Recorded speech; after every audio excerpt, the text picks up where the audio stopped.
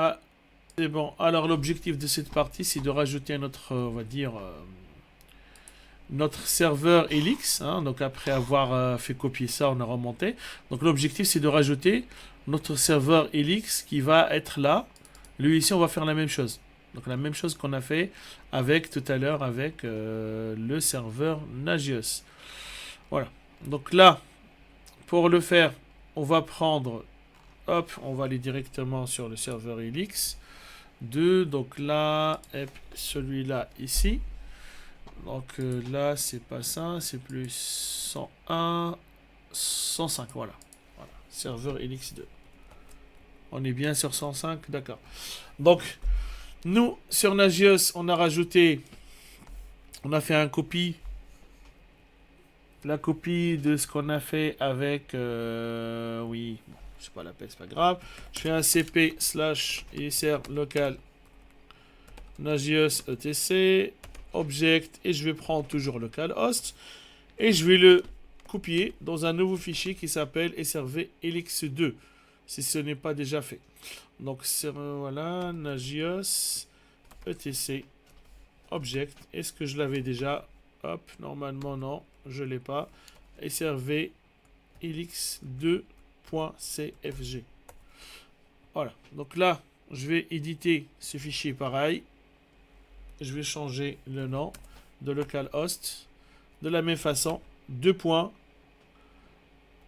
Pourcentage S pour substituer. Localhost, c'est la chaîne de caractères qu'on veut substituer. Localhost slash. Et on veut qu'on l'appelle srv-elix2 slash g. C'est terminé. Là, c'est bon.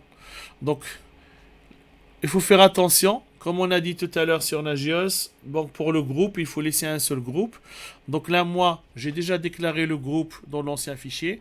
Donc je peux carrément enlever cette partie-là. Cette partie-là, je peux l'enlever hein, parce que j'en ai pas besoin. Je suis connecté avec VI. Hop, cette partie est partie. Donc j'ai enlevé les 8 lignes d'un seul coup. Si vous utilisez VI, il faut juste appuyer sur la touche 8. Suivi par 2 fois D, il vous permet de supprimer, bon, d'enlever, hein, de couper ça. Là, je veux changer l'adresse, donc du coup, hop, je change l'adresse. Donc, hop, ouais, 172.16.16.105 par rapport à moi. Donc tout ce que j'ai changé, donc j'ai changé le nom, j'ai mis srv-elix2, j'ai changé l'adresse IP et j'ai enlevé la partie qui est juste ici, la partie groupe. Pourquoi? Parce que c'est une machine Linux, je vais aller rajouter dans le fichier de srv-nagios parce que lui ici c'est un groupe. Donc pour la déclaration de groupe, il faut le déclarer dans un seul fichier s'il s'agit du même groupe.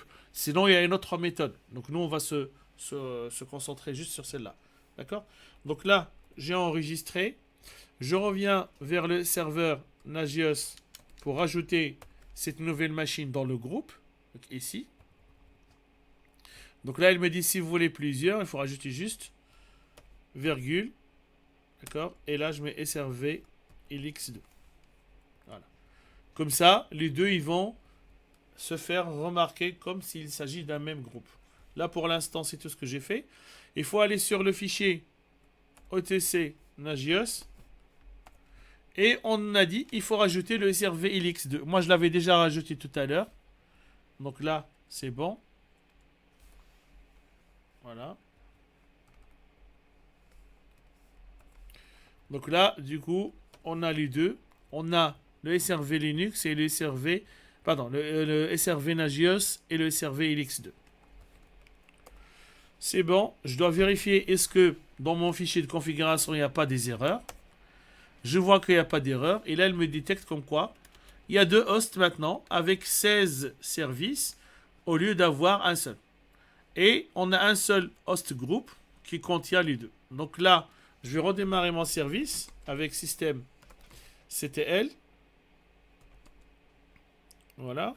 Et le service Nagios. Non, c'est restart. Nagios, je dois quand même vérifier. Et là, on fait un statut. Donc là, c'est bon. Tout est vert. Voilà. OK. Et je vais venir directement sur mon AGS.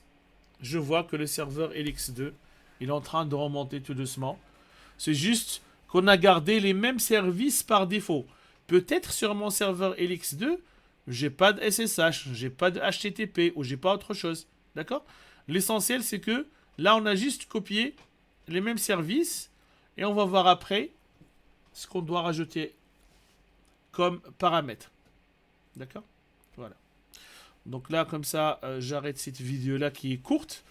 Et une fois que ça va remonter les pendings, on va rajouter une autre vidéo, voilà, qui est un peu aussi un petit peu courte aussi.